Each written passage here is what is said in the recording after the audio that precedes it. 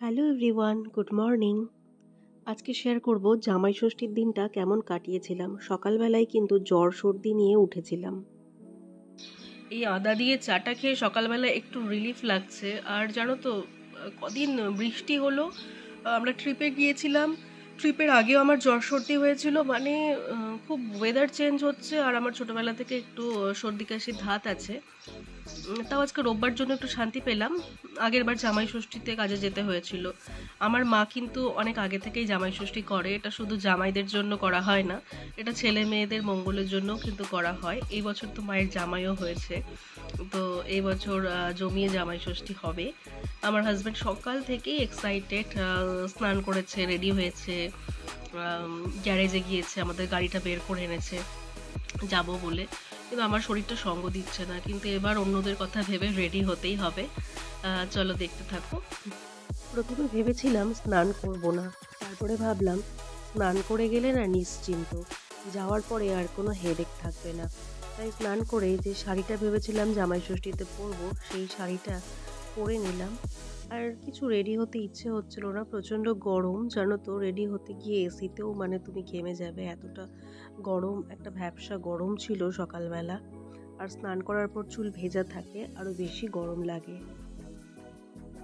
আমি তো অনেকটা দেরি করে উঠেছি সকালে। ঘুম থেকে ওঠার পর দেখলাম শাশুড়ি মা এই শাড়িটা আমার ঘরে রেখে গেছে। হ্যাঁ, আমার শ্বশুর মশাই এই শাড়িটা আমার জন্য এনেছে, যাতে এটা পরে আমি ষষ্ঠী পুজোয় বসতে পারি। আমার শাশুড়িও ষষ্ঠী পুজো করেছে, কিন্তু আমি তো অত সকালে উঠতে পারিনি, অনেকটা লেটে উঠলাম। তো এই শাড়িটা কিন্তু মাল কটন, খুবই সুন্দর। সমস্ত ব্যাগ নিয়ে আমি রেডি এখন বেরোনোর জন্য। বাবার বাড়িতে যাব, সে যত কাছেই হোক না কেন, একটা আলাদা এক্সাইটমেন্ট কিন্তু কাজ করে সব সময়, তাই না? এখানে হাজব্যান্ড ড্রাইভ করছিল, আমরা দুজনেই কিন্তু ড্রাইভিং জানি, কিন্তু আমার না এখন বেশ ল্যাদ লাগে, বেশিরভাগ টাইমটা ওকে দিয়ে ড্রাইভ করাই।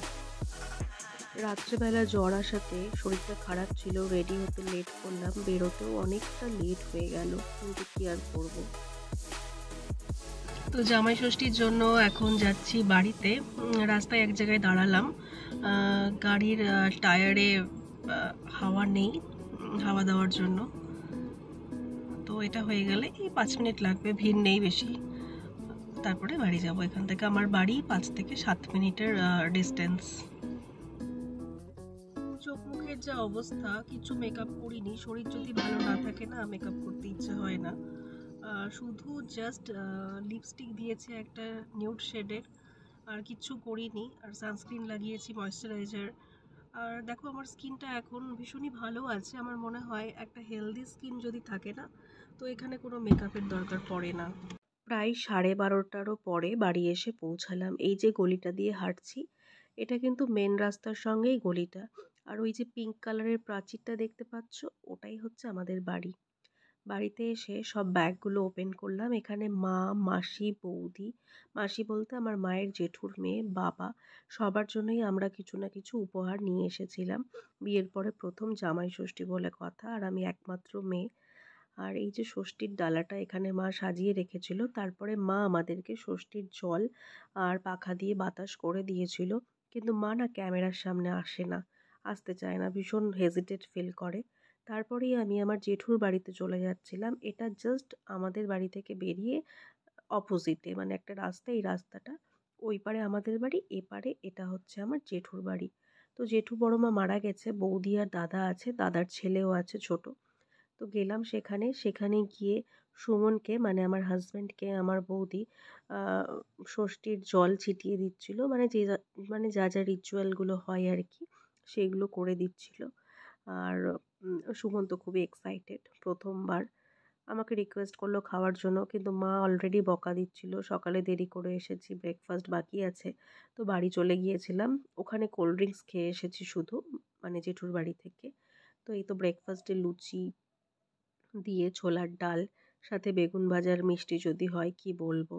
আর জানো তো, শ্বশুরবাড়ির রান্না যতই ভালো হোক না কেন, আমরা মেয়েরা এটা ফিল করতে পারি যে রান্নাটা খেয়ে আমরা ছোটোবেলা থেকে বড় হয়েছি সেটার কিন্তু একটা আলাদাই আমাদের কাছে মানে টেস্ট বা ইমোশন, সেটার কিন্তু কোনো রিপ্লেসমেন্ট হয় না। এটা তো আমি এখন ভীষণভাবে ফিল করি। যেহেতু আমরা অনেকটা লেটে এসেছি, মানে অলরেডি লাঞ্চের টাইম হয়ে গিয়েছিল, তখন আমরা গিয়ে ব্রেকফাস্ট করছিলাম। তো তারপরেই আমাদেরকে লাঞ্চের জন্য খেতে বসে যেতে হয়েছিল। আর এই দেখো এত সব রকমারি রান্নাবাড়ি কে করেছে বলো তো? ভাবছো আমার মা? না, মা হেল্প করেছে কিন্তু পুরোটাই কিন্তু আমার বাবা নিজের হাতে করেছে। হ্যাঁ, ছোটবেলা থেকেই আমি দেখেছি আমাদের বাড়িতে উল্টোটা হয়, মানে বাবা সমস্ত রান্না করে। বাবা এখন রিটায়ার্ড পারসন, কিন্তু যখন অফিস করতো তখন আসলে রান্নাটা বাবা ঠাম্মির কাছ থেকে পেয়েছে। এটাই হচ্ছে বাবার প্যাশন। ভীষণ প্যাশনেটলি রান্না করেন আর অপূর্ব টেস্ট, মানে আমার বাবা হচ্ছে আমার কাছে বেস্ট শেফ। তো এত কিছু রান্নাবান্না করেছিল, আর জামাই তো খাদ্যরসিক। ওরা প্রথমে ভাবছিল যে কোনটা ছেড়ে কোনটা খাবে। খেতে ভালোবাসে কিন্তু অনেক রকম পদ দিয়ে ওরা খেতে পারে না, কনফিউজড হয়ে যায়। ও সবসময় বলে আমাকে 2 থেকে 3টে আইটেম দেবে, আমি সেটা দিয়ে তৃপ্তি সহকারে খাবো। এতগুলো আইটেম থাকলে না ও একটু বিরক্ত ফিল করে। কিন্তু প্রথম জামাই ষষ্ঠী বলে কথা, প্রথমে বলছিল ইলিশ মাছটা উঠিয়ে নাও, এটা রাতে খাবো। তারপরে সেই কথায় আমরা কেউই পাত্তা দেইনি। তারপরে বেচারা ওখানে খাচ্ছিল।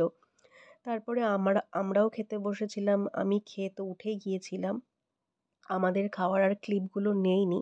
যেহেতু ওর জন্যই এটা স্পেশাল রান্নাবাড়ি ছিল আজকের, তাই ওরই ক্লিপটা নিয়েছি, ভিডিও ক্লিপটা। এবার আমি খেয়ে উঠে গিয়েছিলাম, তারপরেও ও খাচ্ছিল।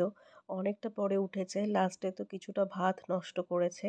এসে বলছে আমি কিন্তু মাংস মাছ এগুলো নষ্ট করিনি। আর এইদিকে দেখো মা এত কিছু সাজিয়ে খেতে দিয়েছে আর জলটাই দেয়নি। বাবা বলল কি রে, জলটাই তো দিসনি, কী ছবি তুলছিস তুই? তো আমি আবার জলটা দিয়ে দিলাম। এখন বাজে রাত্রি 11:45। এখন যাচ্ছি বাড়িতে, মানে আমার শ্বশুর বাড়িতে।